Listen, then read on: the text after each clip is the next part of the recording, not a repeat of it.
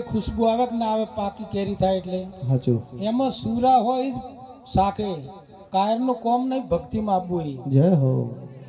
અમારે ખલીપુરનો ભાઈ પરણાયેલો હતો ગોમનું નામ તો ના લેવાય પણ 12 ગોમ પરણાયેલો ને